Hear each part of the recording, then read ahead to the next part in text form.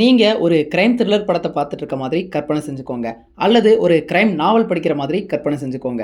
நீங்க அந்த படத்தையோ அல்லது அந்த கதையையோ படிச்சுக்கிட்டு இருக்கும் பொழுது, அந்த ஒரு கதையில அந்த கொலையாளி யார் அப்படிங்கிறத பத்தின ஒரு வியூகம் உங்க மனசுக்குள்ள இருக்கும். அந்த கதை நகர நகர இந்த ஒரு நபர் தான் நிச்சயம் கொலையாளியா இருக்க முடியும் அப்படிங்கிற மாதிரி நீங்க தீர்மானிக்கவும் செஞ்சிருப்பீங்க.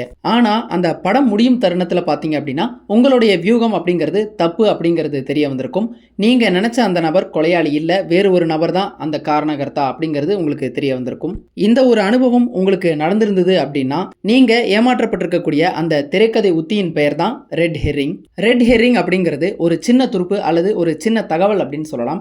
இந்த ஒரு தகவல் பார்க்கக்கூடிய பார்வையாளர்களை தவறான திசையில சிந்திக்க வைக்கும். சரியான விடையிலிருந்து பார்வையாளர்களை திசை திருப்பி அவங்க எதிர்பாராத அந்த ஒரு தருணத்துல சரியான விடையை கொடுத்து அடடே அப்படின்னு அவங்கள ஆச்சரியப்பட வைக்கக்கூடிய வகையில அல்லது அவங்கள அவுட்ஸ்மார்ட் பண்ணக்கூடிய வகையில இந்த ஒரு விஷயத்தை அமைச்சிருப்பாங்க.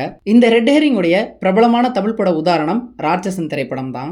ராட்சசன் திரைப்படத்துல நாம எல்லோருக்குமே தெரியும் உண்மையான குற்றவாளி யார் அப்படிங்கிறது. உண்மையான குற்றவாளி கிறிஸ்டபர் தான். ஆனா படம் பார்த்துட்டு இருக்கக்கூடிய அந்த பாதி நேரத்துல நம்மளுடைய கவனத்தை எப்படி திசை திருப்பியிருப்பாங்க அப்படின்னா அந்த ஒரு வாத்தியார் தான் உண்மையான குற்றவாளியா இருக்கக்கூடுமோ அப்படின்னு நம்மள தவறான திசையில சிந்திக்க வச்சிருப்பாங்க. இதுதான் ரெட் ஹெரிங் அப்படிங்கிறது. சரி, இதுக்கு ஏன் ரெட் ஹெரிங் அப்படிங்கிற அந்த பெயர் வந்துச்சு? ஹெர்ரிங் அப்படிங்கிறது ஒரு மீன் வகையை சார்ந்தது. இந்த ஒரு மீனை சுட்ட பிறகு பார்த்தீங்க அப்படின்னா அது சிவப்பு நிறமாக மாறிடுது. இதனால தான் இந்த ஹெர்ரிங் மீனுக்கு ரெட் ஹெர்ரிங் அப்படிங்கிற அந்த பெயர் வந்தது. இந்த மீனை சுட்ட பிறகு சிவப்பு நிறமா மாறுறது மட்டும் இல்லாம தனக்குள்ள இருந்து ஒரு கடுமையான வாசத்தையும் வெளிவிடக்கூடியதா இருந்தது. பண்டைய இங்கிலாந்துல இந்த ஒரு மீனை அதிகம் சுட்டு சாப்பிட்டதா சொல்லப்படுது.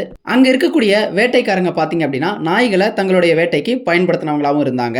அந்த நாய்களினுடைய மோப்ப சக்தியை பயன்படுத்தி தங்களுக்கு தேவையான இரையை பிடிக்கிறதுக்காகவும் அதை பயன்படுத்தினாங்க. அப்படி இருக்கக்கூடிய அந்த மோப்ப நாய்களை பயிற்றுவிக்கிறதுக்கு பாத்தீங்க அப்படின்னா இந்த ரெட் ஹெரிங் மீனை பயன்படுத்தினதாகவும் சொல்லப்படுது.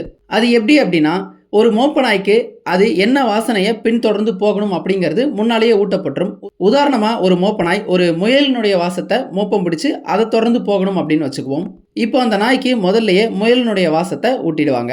அந்த நாயும் அந்த வாசத்தையே அந்த தடத்தையே பின்தொடர்ந்து போக ஆரம்பிச்சிடும். இடையிலேயே என்ன செய்வாங்க அப்படின்னா இந்த ஹெர்ரிங் மீனை சுட்டு அது வெளிவிடக்கூடிய அந்த வாசத்தினால அந்த நாயை திசை திருப்ப முயற்சி செய்வாங்க.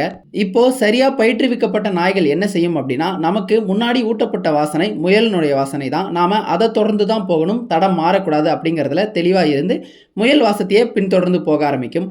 ஆனா சரியா பயிற்றுவிக்கப்படாத நாய்கள் என்ன செய்யும் அப்படின்னா இந்த ஹெர்ரிங் வாசனையில திசை திருப்பப்பட்டு அந்த வாசனையை பின்தொடர்ந்து போக ஆரம்பிச்சிடும்.